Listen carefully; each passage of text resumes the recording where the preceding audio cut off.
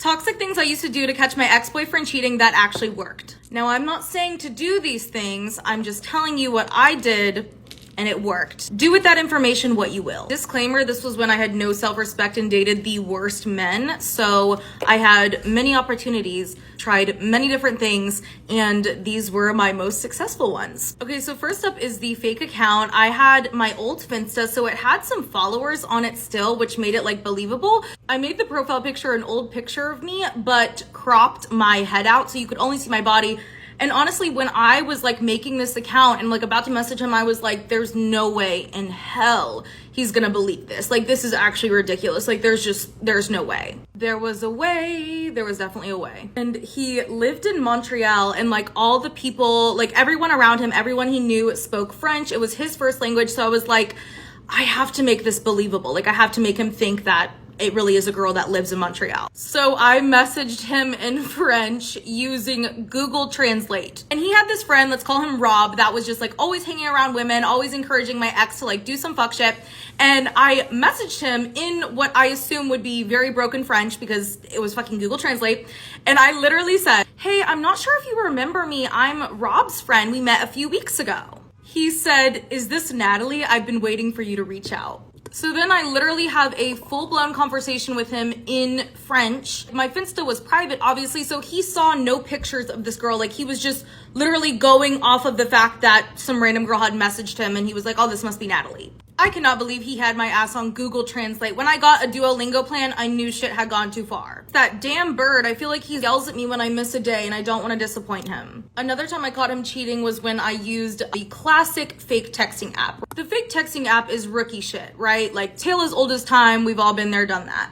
But I put a little bit of spice on this one. So he had gone out the night before and posted a story on Instagram, and in the story I could see that there was a girl in the background. And I noticed that the girl was wearing a red jacket. So when I texted him from the fake number, which I made sure that the area code matched his, I said, hey, did I leave my jacket there with you guys last night? It's red and leather, like, let me know if you see it. And he responded and said, is this Laura? I thought I already had your number. And I was like, fuck, I've been caught red-handed. But I had a little trick up my sleeve. I was like, do you not remember when I shattered my phone into a million pieces last night? I have to use my friend's phone until I can go to the AT&T store tomorrow. Worked like a fucking charm. And then I was like, okay, I need him to admit stuff, but I don't really know like many details about the night, so I don't really know what to say. So I was like, I'll just say something very general and hopefully he'll tell on himself. So I said, are we just not gonna talk about last night? And he responded, what do you mean? And I was like, fuck, I've been caught. But then he sent another message that said, I know you and Rob, his friend, used to talk, but I promise he doesn't care what we do. And I remember I was hanging out with my friend at the time, and she was like, let's ask him to hang out tonight. Let's see if he folds. Folded like a fucking lawn chair. So I kept playing along and I was like, I want to hang out with you. I need to see you tonight. I'm at my friend's place right now. Come through. And I sent him an address. He shows up at the address. It's actually a psychiatric institute. And then I texted him and said, book an appointment, love.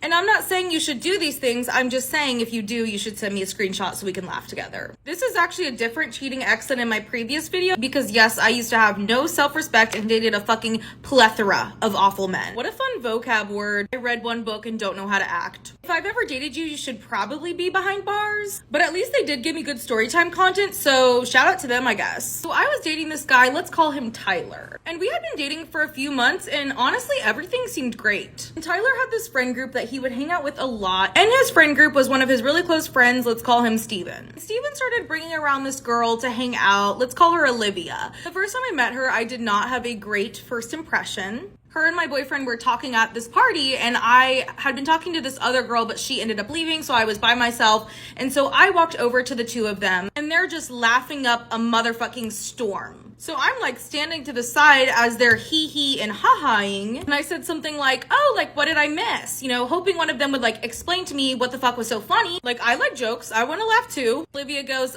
long story. I have time. I mean, let's hear it, you know? So I'm like, okay, like shit is weird here. Like something is going on. Like this is just weird. A few days later, Steven has something else at his house and the Olivia girl is there again. And this time Olivia is super nice to me. She's like, I love your outfit. You look so pretty. Like just being super nice to me. And I was like, maybe this girl really is nice and I'm just crazy. So her and I start having a really great conversation and my boyfriend and Steven like walk away and leave us two to talk. And as soon as they walk away, the tone switches. She goes from like casual conversation. I think we were talking about like Vampire Diaries. Oh my God, look at my eyebrow.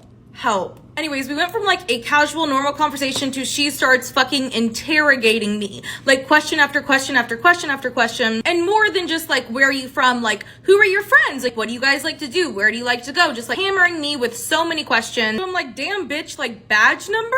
Like, you're clearly in some kind of special forces agency. I just kept thinking like, there's something weird going on here. Like, it's just odd that she would like randomly be interrogating me. Like, the whole thing is just weird. So later that night, we're hanging out at his house and I'm sitting on the couch and he goes to the bathroom. And normally he always took his phone in the bathroom with him, but this time he fucked up and he left his phone sitting right there on the sofa like a fucking gold mine for me to explore. So as soon as the coast is clear, I start going through his phone and I'm searching for the name Olivia in his phone. But I cannot find anything. He doesn't have any contacts named Olivia. I looked on his Instagram. Everything was deleted. Like he had wiped everything. Everything was gone. And I was like, fuck, I'm probably not going to be able to find anything. Like he's probably deleted it all. But then I was like, I should go through his contacts. So I'm clicking on each contact and going to the messages and I get to Ben and Jerry's. Ben and motherfucking Jerry's. I click on the messages and he was not asking them if they had Rocky Road in stock. It was motherfucking Olivia. He had her saved under Ben and Jerry's. And they had been talking like pretty much ever since they first met. So I'm sitting there reading everything and I'm like, okay, there's two ways we can go about this. Either we can go the makeup streaming down the face, fuck you, like fuck your mom, we can go down that route. Or we could like fuck with his mind a little bit. And I was like, I kind of want to have some fun with it. Like, let's do a little trick, you know?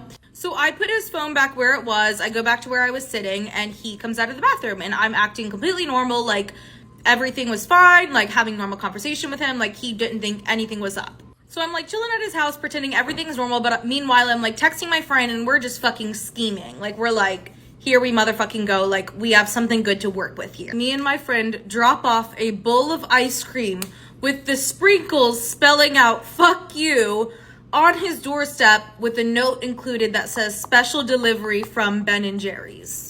It was such a good delivery, but by the time he opened his door and got the bowl, everything had melted, so you couldn't even see that it spelled out fuck you, which was like the best part of everything. And then he called me and was like, I'm so sorry, like I don't know why I did that. And the remainder of the conversation, everything he said to me, I just responded as if I was ordering at an ice cream shop. He was like, I'm so sorry, I can't believe I did this, I'll never do this again. And I was like, I'll have a cup of chocolate with like a few sprinkles on top and some gummy bears. And then when he started crying, I was like, would a sundae help? So I'm a certified crazy bitch who used to date awful men, which is a deadly combo, but makes for some really great storytime content. So I used to date this guy that was just like a walking fucking red flag, but he was 6'4", so a bitch was colorblind. And one night he said he was going to dinner with 3 of his friends, which side note were just the fucking worst. Just picture post-college Chad, Brad, and Thad, whose entire identity was the fact that they were an Alpha Sigma nutsack. And are just as misogynistic as they were in college, but now have a receding hairline. Anyway, so he was acting really weird about the whole dinner thing and like just kept talking about how excited he was for it. And I'm like, why the fuck do you want to wine and dine Chad, Brad, and Thad so bad? Y'all, I've got to stop rhyming. This isn't what Dr. Seuss would have wanted. Anyways, he goes to dinner with them and barely texts me all night, and my fucking spidey senses were tingling. And with men, I like to operate under the assumption lying until proven truthful. So the next day we were hanging out at his house and he left to go get us food. I was like, here's my motherfucking chance. And for whatever reason, I was like, I need to find the clothes that he wore that night. I was like, I bet it's gonna smell like perfume if he was hanging out with a girl. I don't know why I turned into a fucking police dog and was gonna like sniff shit out, but apparently that was the vibe. He had sent me a snap of his outfit the night before, so I had my first clue. So I started looking through his room and his closet, and after going through his hamper, I legitimately thought I was asexual for 3 months. Anyways, so after 5 minutes of gagging, I found the jacket that he was wearing, and it didn't smell like anything, but I put my hand in the pocket and I found a receipt from the restaurant. And it showed the total, but it didn't show like what items it was, so as the absolutely unhinged person I am, I called the restaurant. I put on a motherfucking Oscar-winning performance. Why Quentin Tarantino isn't beating down my door to cast me in a movie, I don't fucking know. JK, it actually really wasn't that great. I basically just said, my boyfriend and I came and ate dinner here last night and I believe we were overcharged, so I'm just calling to see what items we were charged for. A woman on the phone said it was 2 steak dinners, a really expensive bottle of wine, and 2 desserts. And I was like, that's weird. And there was this girl that he had a class with that I just had a really bad feeling about. I had found her in his following tab and saw that he liked a few of her pictures, but like had never commented on anything. Like on paper, there would have been no reason for me to think anything of it, but I just had a feeling something was weird.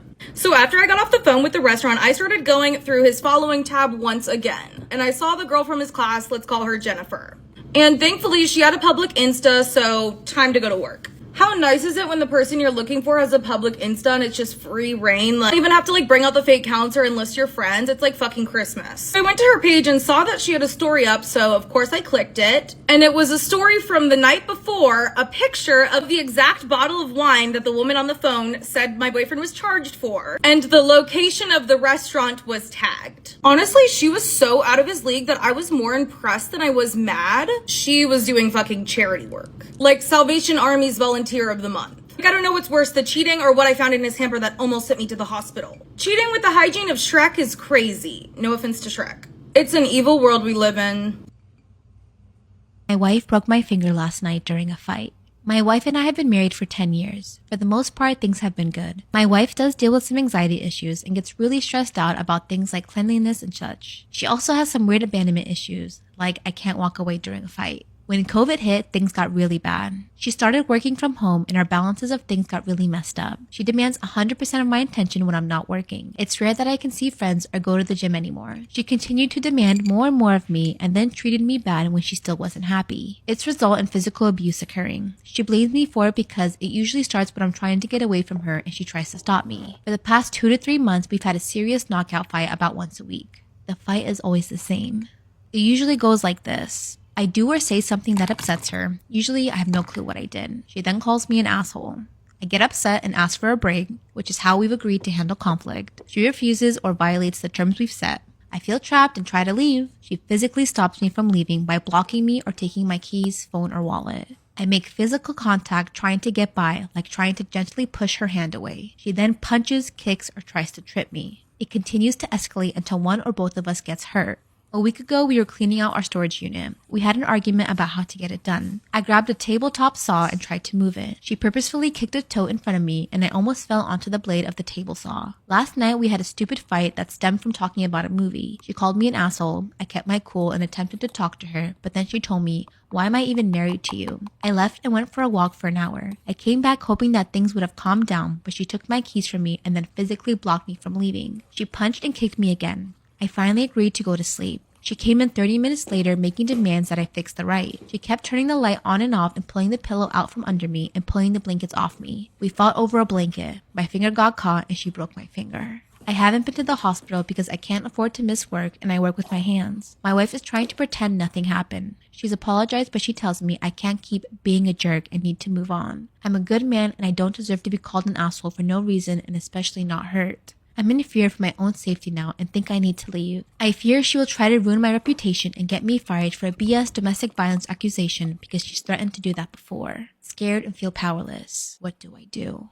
Okay, so someone does have a comment which I think will be able to help people in this type of situation, so I'm going to read it. First of all, I'm so sorry you're experiencing this. This is not your fault, you did not deserve it, and I believe you. I am glad you recognize that what you're experiencing is domestic violence. I am worried for you, especially given that it sounds like the physical violence is escalating and she's also been threatening you and engaging in coercive control. I really hope you're able to get medical care for that broken finger, even if you have to miss work. I worry it will not heal properly. If you're able to safely do so, I'd also recommend taking photos and notes of the injury and any other injury she's given you, as well as how are they sustained, when, etc., and keeping that info in a safe place. This could be useful if you decide to seek legal intervention. I don't believe it's available globally, but DocuSave is an evidence collection/storing app for domestic violence victims, where you can upload photos, notes, etc. if your partner doesn't monitor your device. I'd also recommend putting together a safety plan regardless of what you choose to do next. This is basically a harm reduction method that is helpful for people in abusive relationships who may not want to leave or can't leave just yet. Go Ask Rose has an extensive safety plan guide. Also, I would recommend r/abusive relationships. It's a good support sub, and there are quite a few male survivors there. We also have pinned lists of resources for male domestic abuse victims and survivors. More and more agencies are starting to provide more robust domestic violence services for male survivors. It's worth at least looking around in your area to see if you have those options. You could look into contacting a domestic violence helpline for confidential advice about what to do next. Hot Peach Pages has a list of global domestic abuse helplines. Also, the Mayo Clinic has a domestic abuse safety plan specifically for men. Finally, you may receive couples counseling suggestions. This happens on every domestic abuse post. I would not advise couples counseling with her. It's contradicted for abusive relationships and is often associated with an escalation in abuse. Over 39 years ago, a canceled flight changed Richard Branson's life. If you are not familiar with who Richard Branson is, he is an incredibly successful businessman and entrepreneur who started Virgin Atlantic and Virgin Records a long time ago. If the first thing in your mind as you're listening to this is that he was privileged in some way, please keep in mind that we all have our struggles and we are all privileged in some way. If you're sitting here on your phone, perfectly fine, you're more privileged than someone who's in the hospital waiting for something to change or save their lives. Richard Branson is someone with dyslexia who dropped out of school at 16. He was told by his headmaster at the time that he would either end up in jail or become a millionaire. Before success came, there were many failures, including an attempt to sell Christmas trees and at another point, a magazine. We can all learn something from each other's history, no matter how different we are or how different our backgrounds are. Anyway, in the early 80s, Richard Branson was on his way to see his girlfriend at the time when his flight to the British Virgin Islands was canceled. Since he hadn't seen his lady friend in 3 weeks, he was livid. He walked to the back of the airport, gave them his card to charter a plane, and prayed really hard that it would not bounce. He then borrowed a blackboard and wrote as a joke, Virgin Airlines, one way, $39 to the Virgin Islands. He walked up and down that canceled flight and filled up the plane that he chartered with the rest of the passengers that were also left stranded. That was essentially Virgin Atlantic's first flight. When they arrived in the British Virgin Islands, someone said to him, "Sharpen your service a bit and you could be in the airline business." He took that sign and he took inspired action. Lesson number 1, every challenge presents an opportunity, and that opportunity could lead to a breakthrough for you, but only if you pay attention and take advantage. The next day, Richard Branson called up Boeing. Before I tell you what happens next, lesson number 2. An idea is just an idea until you do something about it, until you take inspired action. When he called Boeing, he said, "I'm thinking of starting an airline called Virgin. Do you have any secondhand 747s for sale?" Lesson number 3, don't overcomplicate the inspired action you have to take. He could have been completely overwhelmed at the thought of starting everything from scratch. He could have thought, I need to do this all on my own. I need to find people to build a fleet of airplanes from scratch for me. That would have led him to giving up. Instead, his inspired action was dialed in and dialed down to one thing, one call. If you are a writer and you're overwhelmed with the probability of getting a book deal, could you just write and self-publish instead? Could you just write and share your work across all the social channels? Because Lord knows you will be responsible for your own marketing anyway, book deal or no book deal. The lady who wrote 50 Shades of Grey, it was fan fiction based on Twilight. I'm sorry. I actually read those books back in the day. But she was an answer to somebody out there, the bored moms, and they ate it up and spread that thing around. If you're a singer without a record deal, could you start publishing your songs on every single platform? Stop making the inspired action so big that you don't even attempt it. Bring it out of your imagination, down to earth, and make it simple. So shortly after, a Boeing rep met with Richard Branson to discuss his airline dream. He wasn't sold on the Virgin name, but he was sold on the man behind the name. He agreed to lease him a second-hand 747 for a year as he tried to get the business on track. Lesson number 4, it takes delusion to bring your dreams to life. You have to be delusional enough to think that something will work, to think that the impossible will work in order for it to work. You have to see yourself as what you want before other people can see you as that. Also, don't get discouraged if you only get some of what you need. A year is not that big of a deal, not that much in the grand scheme of things when you're talking about starting a business, but a year is exactly what he needed for that business. Richard Branson once shared that when he was branding Virgin Atlantic, that someone once told him that nobody, absolutely nobody, would ever fly on an airline named Virgin.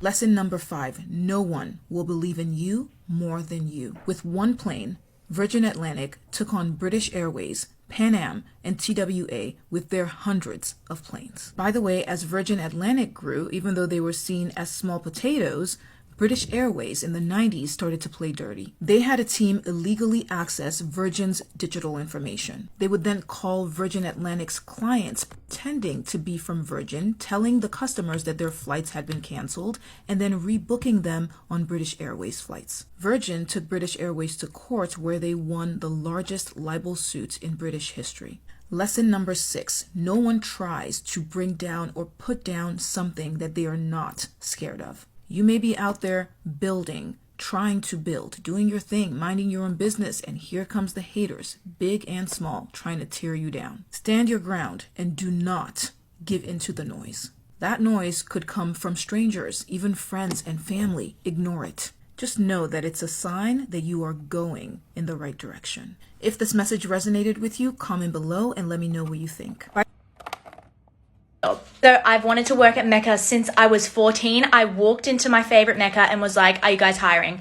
And she was like, we don't hire people under 18, I think it was. 4 years later, I turn 18 and I'm already in like a pretty good job, kind of like in a high position too for my age. So I was kind of like, I don't really want to leave right now. I mean, I love Mecca and I had been spending my paychecks there, but it just wasn't the right move for me. I'm trying to use all my Mecca stuff because that's majority of my makeup anyway, but just to like get into the vibe, get the vibes right. We're going with the Bobbi Brown concealer today because I don't want to brighten. I just want like a natural but still like cute look, because I heard like going too over the top, they don't, I mean, I'm sure they won't mind, but just looking like glam and cute, I think is the vibe. Fast forward to when I'm 19, I get a summer job. So this is last year.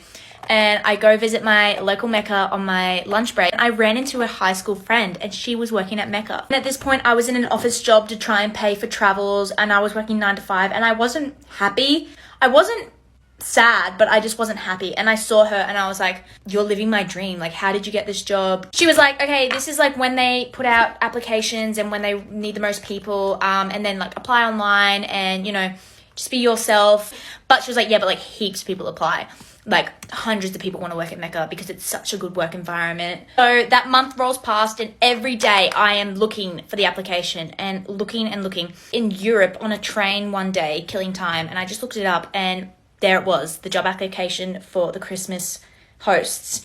Now is my time. So I got my resume, I made it pink. Me and Mecca both love pink. I had to showcase my love for pink. Did not hear back for over a month. Also saw that like Mecca takes forever to get back to you sometimes because there's such a high intake of people and like so many people applying. So I wasn't too stressed, but I was kind of like, the time's ticking. I really hope my resume was good enough. This blush is so gorgeous. I'm at uni one day and we're reading a play because I study acting, and I get an email in the middle. And I'm actually, no joke, oh, I forgot. I was looking for jobs because my boss had just told me that he was closing his business down because he wants to retire. And I hadn't heard back from Mecca and I was like, I really want that Mecca job, but sis better hurry up because I've got to line things up. So I was actually looking for other jobs.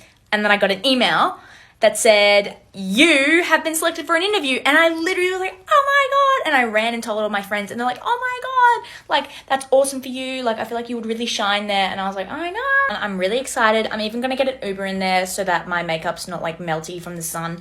I'm so excited. Please pray for me. I just cannot wait to get in there.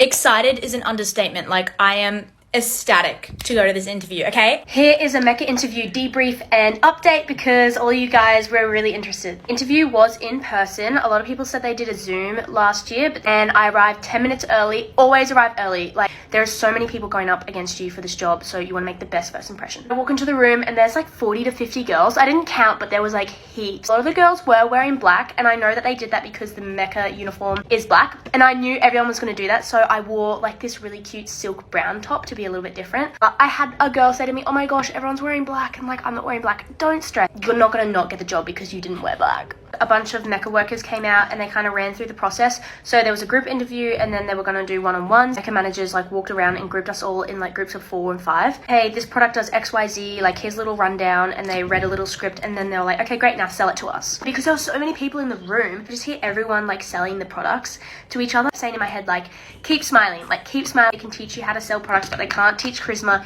and they can't teach like positive attitudes. It did well. I think I'm just super critical of myself. I think it was alright. In the one-on-ones, and so we went into another room where there was a bunch of seats. Once again though, we were all in the same room, so I could hear everyone like interviewing. And they had sent out pre-interview questions. I had those answers in my head already. I really liked my answers. They're like, yeah, I love your passion, like I love that answer. I asked about my experience, said that I'm in a supervisor role in my current job and was a supervisor in my previous job. And that's when my interviewer was like, okay, wait, I love your passion, I love your vibe. The fact that you have a supervisor position under your belt, you should go for a manager role. Let me just go talk to someone, give me a second. And I was like, what? So long story short, I can get into it more detail if you want to DM me. They told me what the role was and that I would suit it, but it was actually like too many hours for me right at the moment. Another tip is the night before I read the Mecca values and then try to incorporate that into a lot of my answers. They asked me what I was studying and they asked me my availability. They asked me if I was going away in the next 6 months. They asked me if I was available for certain dates because there's like induction days, and I picked a date that I was available for. The thing they asked was if I had any qualifications in beauty, skincare or makeup application. And they're like, it's not really a requirement, so it's okay. And then I was like, well, I kind of did my friend's makeup in high school for formals and stuff. Okay, so you were a freelance makeup artist, like, yes. And I was like, oh, okay, I guess I was. I just totally forgot that part of my life, and so they wrote that down, so that was another good thing. And they asked if I had any questions. I always try and ask a question. It just shows like you're keen. How long? I would know, and they said a week. So everyone that keeps asking me like, did you get the job? I don't know yet. I almost forgot that they gave me the Too Faced Hangover primer just for doing the interview, and I literally have been wanting to try this. So I was like, oh my god, thank you so much. I was walking out, they stopped me and they're like, oh, we have someone else that we want you to talk to. And it was like someone higher up. He was asking me like where I'm based and like, it's like if I'm based in the sunny coast or Brisbane. And I was like, I'm based in Brisbane, but honestly, I don't know where I'm going to end up. But I got an email a day later asking for my references. Someone DM'd me and told me that that means you've made it to the next stage, but I don't know how true that is. And now I just wait. So I'm really, really, really excited. Let me tell you about our wild flight home from Bali. So we did the overnight flight home. Before you ask, it was not an Australian airline and it was not Garuda either. It was some random little airline that I presume none of you are going to be flying with anyway. There were a few things that were just like a little bit unpleasant, and then there was the one last thing that was really like messed up, if I'm going to be honest. This is my first time using this and I don't know if the shade even matches, but we're just going to roll with it. So due to Australian border regulations or something like that, you can't take water home on like your flight home to Australia. So you have to buy water on the plane or get, you know, the free water on the plane. Because it had been so long since we travel overseas, we forgot about this, but like whatever, we'll comply with the laws. But we knew from our flight over that they didn't give you free water on the aeroplane. You had to purchase water, which is just crazy. Like I thought you had to get free water like it was a legal requirement. So we're like, okay, cool, we'll purchase with our credit card when we got on the flight. We go to purchase water and they say cash only for this flight on the way home. So like, thank God we had a little bit of cash, but imagine if you didn't have any cash, you thought you could use like your credit card and you couldn't. So you just couldn't have water on the 6-hour flight home. Like they would not give it to you for free. This might be normal in other countries, but in Australia, it's definitely not. Like I said, it was an overnight flight. So we left at 11:30 p.m. and we were due to land in Australia at 8 a.m. And so usually on every flight I've ever been to, they dimmed the lights. They did not dim the cabin lights. So we were in bright lights for the entire overnight flight. At this point, you might be like, okay, those things are like annoying, but where's the kicker? This is the kicker. About an hour into the flight, I woke up to this very distinct smell. It smelled like I had walked into an Aussie's Pokies area. You know what that smells like? If you're thinking cigarettes, you would be correct. I woke up to the most strong smell of what I believe to be allegedly cigarettes. The entire cabin. I was like, huh? There are no smoking signs everywhere. There are some in the lavatory, you know, next to the seatbelt sign. The no smoking sign was on the entire time, yet someone was smoking in the bathrooms. We're quite close to the bathrooms too. I did not hear anyone get told off. There was nothing over like the speakers to say reminder, no smoking, like fines apply, you're not allowed to do this, it's really dangerous on an aircraft. Didn't hear any of that. Not saying it didn't happen, of course, but I didn't hear any of it and I was quite close to the bathroom. So it took about 2 hours for the smell to go away because you can't just like open a window and get the smell out. It was just stuck in the recirculating air for 2 hours, but it finally went away until an hour after it went away, it came back.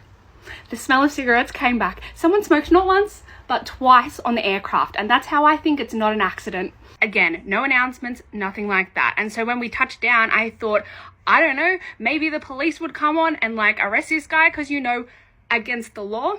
Nothing. Literally nothing happened for somebody smoking on the plane, not once, but twice.